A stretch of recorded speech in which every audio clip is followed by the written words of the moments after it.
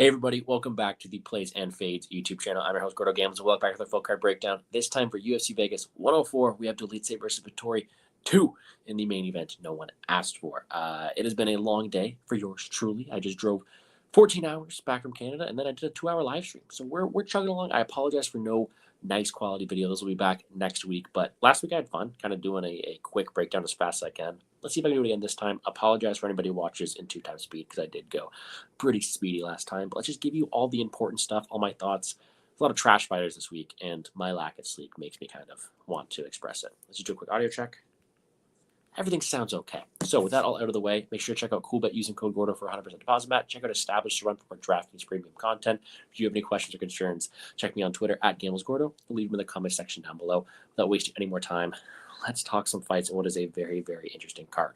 Get the fight night started with Eunice Dubin versus Carly Judas, and I want to say straight off the bat, Eunice Dubin is one of the worst fighters to ever be signed to the UFC, and she could kick my ass. Maybe not, who knows at this point, but she is someone who she was a setup fight for the Canadian girl to win, and you know what Canada does? They lose, and they broke my heart doing so, hurt my feelings. But that fluke knockout does not mean much. She's still someone with not the most volume, no level of competition, no cardio, has not been dragged into deep waters. And now get someone like Carly Judas who averages more than 10 strikes per minute. I think it's Judas' fight to lose. She's going to have way more volume. Yes, the striking defense is a concern. Maybe Dubin gets another fluke KO. Who knows? But aside from that, Judas is going to have the ground game advantage, the volume advantage, the level of competition, the optics, and should win this fight. She probably drown Dubin in someone who has not had their cardio tested. I do think Judas gets it done late, which makes for a fun fight. If Dubin pulls off the Hail Mary upset, first of all, I need a punishment. I think maybe do a shoey or something. Who knows? It's not happening. I cannot have Dubin win another fight here. But because that's decent punt play. But I do like Judas. 9.3K, tons of volume, scored 82 in a loss to a much better competitor in Fernandez. I do think she has upside there. Next fight, Nunes versus Cachoeira. Not the same passion or hate for either of these fighters. But I do think it's a close one, a big striking affair. I see a lot of love on Cachoeira, and I get it. She's got a ton of volume. She's a zombie girl. It's going to be a fun brawl. I just think that the more impactful shots, the big moment winners, coming from the girl who used to fight at 145, and that is Nunes. So I slightly pick Nunes, but I think it's a really close fight. The winner is going to go out there and win it close striking exchanges, and maybe someone has the ability to knock out the other. I would favor probably Nunes on that side of things, but I do think Cachoeira is live to win a decision. I have not got there yet on the money line. I did pick Nunes. Drafting side of things, though, Cachoeira is going to score great. I think she's going to be a very popular underdog because of that volume. She scored over 100 points many times, and she's someone who is going to have a lot of volume going towards someone who's not really going to threaten wrestling. Nunes is a decent pivot play, contrarian, considering she's not going to be as popular. People are going to go towards the Zaleski dos Santos, other people there. So decent contrarian play for someone like Nunes. I don't mind Cachoeira, I don't mind either of them, but I do not want to be overweight to someone who I do think doesn't always win despite being a popular underdog. Lima versus Barres, not the most thoughts in this one. I think Lima wins this fight at a pretty high clip. Barres not always the best nail here, and although I think he's a solid fighter, what does he do that's better than Lima? He's got solid power on the feet, but Lima's very durable. He's got good counter-strike and good distance management. And I do think that even though there is potential ground game success too, Lima was improving that last time, implemented it. And I do think Lima's just the more physical fighter with more paths. I think he wins from range, I think he wins the minutes and the striking, and I do think he has more grappling upside shot go there too, and probably better resiliency. I do think Lima wins. DraftKings wise, though, hard to get to him. Prefer Vallejos, prefer Ngozi, very hard. More of a contrarian pivot play up top, and I don't think Barres wins, so not getting to him down low. A kind of a fade fight on DraftKings. Vera versus Musasa is a fun, interesting one, kind of a scary one, honestly, because Musasa's so green. He has the power, he has the physicality, he can go out there, he can win fights. But we have yet to see him against the ground. He is kind of hittable on the feet as well, and aside from that ball of muscle, he's got lots of floss. Luckily for him, Carlos Vera kind of sucks. Like, he doesn't have much striking. He has got solid in-up movement, great leg locks, but he's not going to threaten much power on the feet. He's not going to really be the one there. It is going to be, can Musasa land on the chin of Vera and knock him out, or does he get entangled in some leg entanglements? I think Vera by submission is very live here because Musasa is so green. Do they even train leg locks in Congo? Can I say that? I don't know. But I do think that Vera has the ability to go out there and threaten things, make him question and make mistakes on the ground. But aside from that, Musasa should win. He should have the striking advantage, the power advantage, the athleticism advantage to fend off takedowns, Imanari rolls, and he should win. But Vera's interesting. DraftKings-wise, I will be underweight to Musasa just because although he has that first-round finish upside, Vera doesn't want to engage in the feet. He's going to not allow him to go out there. So this fight makes it to round 2. He busts in a very boomer bust play. I don't think Musasa's a must play. I'll have some of him because of his round 1 equity, but if fight makes it round 2, he's not worth it. And I don't think Vera's going to exchange too often. So I'd rather go elsewhere. Vera's my punt play this week out of everybody because, like I said, Leg Tango, when he could go out there. I don't expect him to, but we'll sprinkle him in as my punt play this week. Luciano Hughes, another fight I'm not really interested in on DraftKings. If anything, it's the Hughes side of things. Luciano might be my least favorite player on the slate, but I do think she wins. Hughes is a dog, a ton of heart, ton of cardio. She goes forward. She really likes to break people with her pace and pressure, but that's not always going to work against Luciano, whose best attribute is probably that cardio. So I think at range, Luciano has the better optics, the better striking, the better visuals to win the exchanges and win the minutes and the feet. But Hughes is going to make her work. We're really going to learn a lot of things about Luciano here. I just have to favor her being able to keep up with the cardio Sam Hughes has, fend off the takedowns like she did against Alencar, and win the optics and the striking. DraftKings wise, though, not a fight I want to get to. Hughes is always live as an underdog, but I prefer other plays in tournaments. Maybe Sam Hughes in cash, though, if I had to. Cortez Acosta versus Spann, meme fight. I'm not a big Spann guy, but Anthony Smith against Spann, guys. Come on, what does that tell you? But he's got round one finish equity. He's got power. He's got some opportunistic submission guillotine. He could win this fight, and I think if he does win, it comes round one, which allows him to be a solid play on DraftKings. But other than that, Cortez Acosta is going to melt him. Better volume, better range fighter, better overall minute winner, and I do think more times than not he wins the fight goes on, probably winning by decision or a late finish. Because of that, that kind of drains his DraftKings equity for other people around him.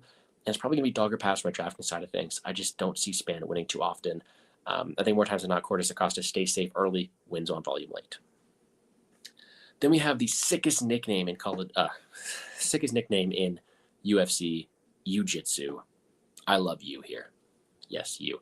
I think he's a very talented grappler with solid wrestling entries, and he's very smart. He saw last time he had an ability to win the fight in the feet, and he took that path. He's a very solid striker in his own right as well. Not the most power, not the most volume, and his cardio is still in question too, but ground game is there, smarts are there, can strike at a base level, and he's a solid fighter. AJ Cunningham is maybe one of the worst defensive fighters we've seen.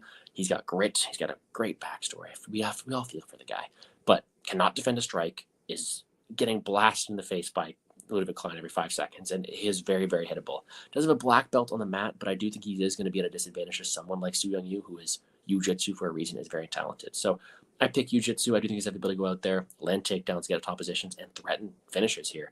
And even on the feet, I do favor winning minutes against someone like Cunningham, who is just so hittable. Do I want to play minus 650? Probably not, because Cunningham can go forward and maybe tire out you and maybe bark at him and pull a Mike Braden. But I do think that Su Young Yu should be favored. I do think Jiu-Jitsu has more paths, and I do think he probably is going to threaten submissions early.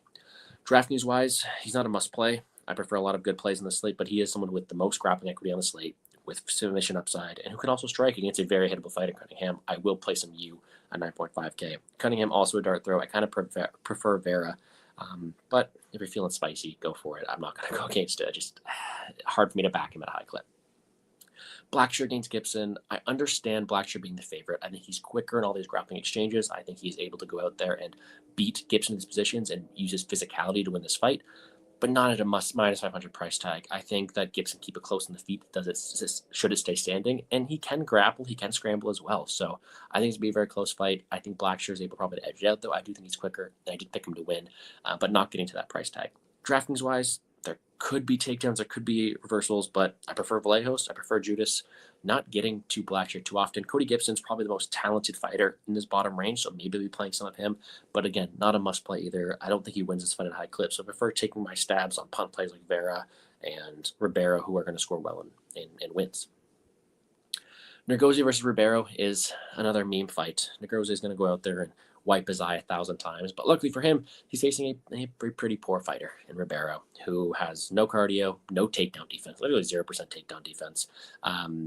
Is very hittable, not very durable, and is there. But he has a ton of power coming back at him. So I guess for Brett Ribeiro, his path to victory is the round one finish. He's got a ton of power and is looking to win moments that way. But aside from that, I favor Nergozi's clinch work, his takedowns, and his top control. I think they come with ease, and they could really get him out of there easily, shall he go to it. Even on the feet, I think Nergozi's head kick, his reads he makes, is probably going to end up knocking out Ribeiro. I think he wins at a high clip. Give me Nergozi, and hopefully his tick's a little better this time. I think maybe he was just nervous. DraftKings-wise, though, of course, Nergozi could bust if this fight makes it to round 2, if he fights slower like he did last time, but so much wrestling upside, so much finish upside early. He's someone I do want to play at 8.9K, super high ceiling on DraftKings, whereas Ribeiro's path to victory is a first-round victory, so I'll play some of him as well. Then we have Hernandez Holloway, super fun fight. Hernandez keep getting steam, and I just talked about this fight with Brett for a while. I ended up picking Hernandez, gun to my head, but the way the line is, I'll probably end up betting Holloway. Just a tale of two fighters. Hernandez is better. He's got better striking. Technically, he's got the ability to go out there and wrestle. Shall he do that? Decide to do that as well? And more power against a very hittable guy in Holloway. But he loses to guys who pressure him. He's not the best nail. He's there to be hit. And Holloway's going to make this a bar brawl. He's going to go out there, push the pace, look to take you down, look to throw a lot of volume in your face. And we have seen Hernandez crumble that way. So Holloway is definitely live to start a bar brawl and look to beat him in this spot here. Super, super live to do so. I did pick Hernandez because I think he's better technically, but definitely a live fighter here in Holloway as I plug in my laptop. All right. DraftKings-wise, playing a lot of Holloway. I do think he is very, very live to do well at 7.6K. Probably my favorite underdog in the entire slate because when he wins 102, 101, I think he's a clear path to win. I think he wins way more than line and tails, and in doing so, he's probably going to score well, breaking someone like Hernandez. Hernandez, I guess, has some wrestling upside, so you can get to him too, but I do like Holloway this week.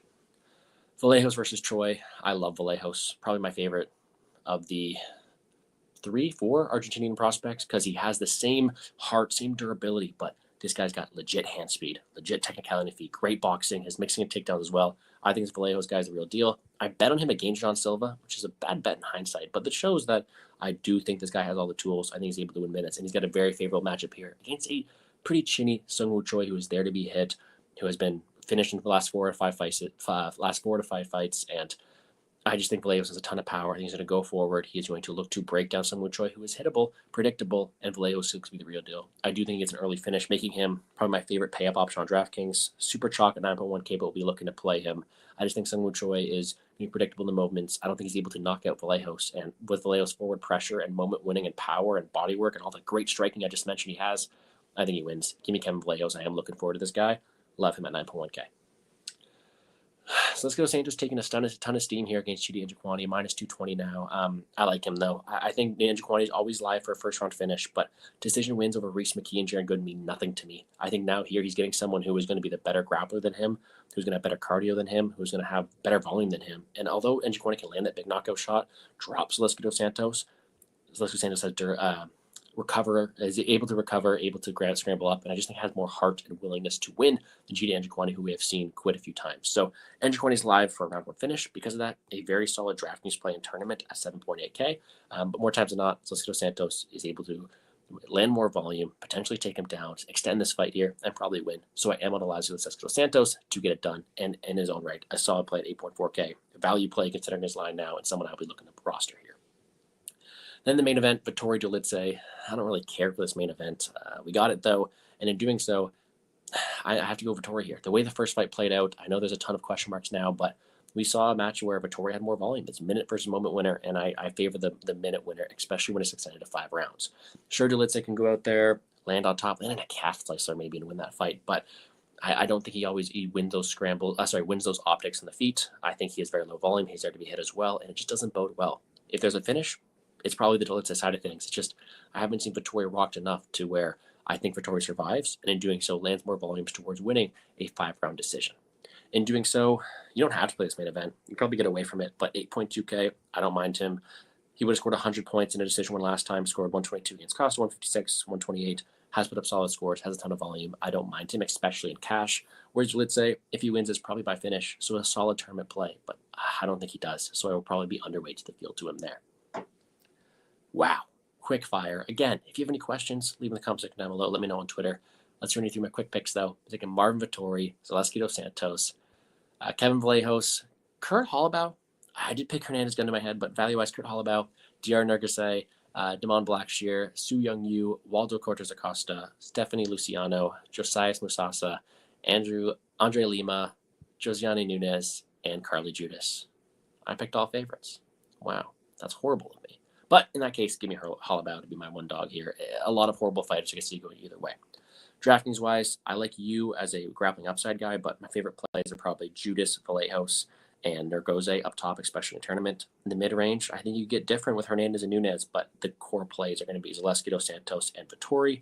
Underdog-wise, Dolidze, Span, and Njokuani all have round of finishing upside, so they have tournament upside, but I prefer Cachoeira and Holloway's pressure, volume, and minute winning ability to score well in a win, as well as Hughes being a dog. Punt plays this week, Ribeiro either by round 1 or Vera by leg lock. I kind of like Vera as my punt play this week.